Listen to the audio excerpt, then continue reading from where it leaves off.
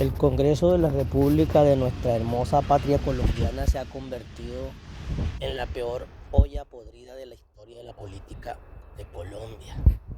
Hoy tenemos un Congreso corrupto, un Congreso donde nuestros congresistas y donde nuestros representantes a la Cámara son fáciles de sobornar, fáciles de comprar para aprobar nefastas reformas que solo perjudican al pueblo, a la clase trabajadora. Pero lo más injusto fue lo que pasó el día de la conmemoración de las víctimas de la violencia a manos de la guerrilla, del Estado y del paramilitarismo. Sí, señor. María José Pizarro, Jorge Tovar, el hijo de Jorge 40, y Catherine Miranda se tomaron ese día vulgarmente porque era el día donde las víctimas iban a sacar todo eso que tienen guardado desde hace años, décadas, parce.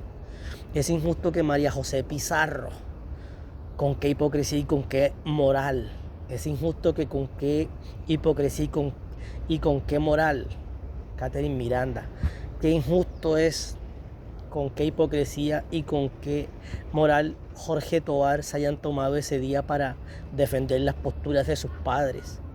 Si lo más importante y lo más relevante era escuchar a las víctimas de esa violencia cruel que aún sigue azotando a las familias colombianas. Me da tristeza y me da pena porque el Congreso de la República se convirtió en esa olla podrida donde solo ellos tienen la razón y tienen la verdad.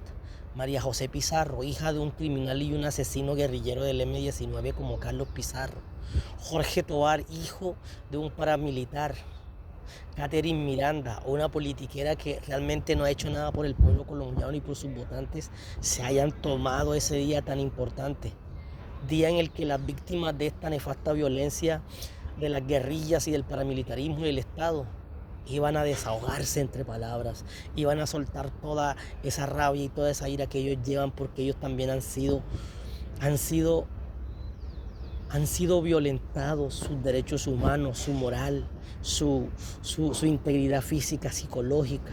Me da tristeza que en el Congreso se le haya dado el título de honorables senadores a los máximos jefes de la guerrilla, gracias a un proceso de paz que firmó Juan Manuel Santos, un proceso de paz que nunca llegó a una paz, y hoy más que nunca la violencia en Colombia se recrudece, porque en el Congreso de la República, esa olla tan podrida y tan corrupta al servicio del narcotráfico, de los clanes familiares y de la politiquería barata y corrupta, empañaron ese día, conmemoración de las víctimas de la violencia.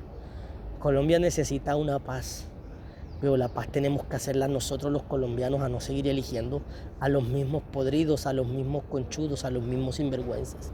María José Pizarro no ha hecho nada por Colombia. Catherine Miranda tampoco ha hecho nada por Colombia. Jorge Tovar, quien preside esa presidencia, tampoco han hecho nada por Colombia, porque la herida de la violencia aún sigue sin sanar. Mientras tengamos a parlamentarios que solo expulsan odio y controversia, Colombia nunca va a tener esa paz tan anhelada que muchos soñamos. En el 2026 Colombia necesita un gran cambio y tenemos nosotros los colombianos la facultad y la mentalidad psicológica a través de un lápiz elegir y cambiar a estos nefastos políticos vendidos a la criminalidad, vendidos al paramilitarismo, vendidos a la guerrilla, vendidos al empresariado y vendidos a un Estado que le ha hecho mucho daño a Colombia. Pero peor aún, tenemos una casta política sin vergüenza y majadera que está al servicio del narcotráfico. Tenemos a las peores entidades del Estado como la Fiscalía, la Procuraduría, el Ministerio de la Defensa, el Ministerio de la Justicia y el Ministerio del Interior, y peor aún, la Presidencia de la República. Organismos tan nefastos que lo único que han hecho durante este tiempo es darle más poder a los criminales, a los bandidos y a los sinvergüenzas.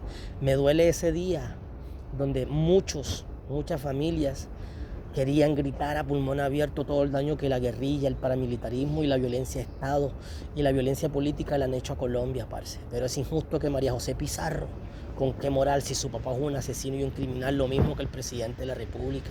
¿Con qué moral el hijo de Jorge 40 también va a presidir una comisión de esta? ¿Con qué moral Catherine Miranda va a alzar la voz por las familias si esta gente no conoce los territorios, ni las comunidades, ni el sufrimiento de esas familias?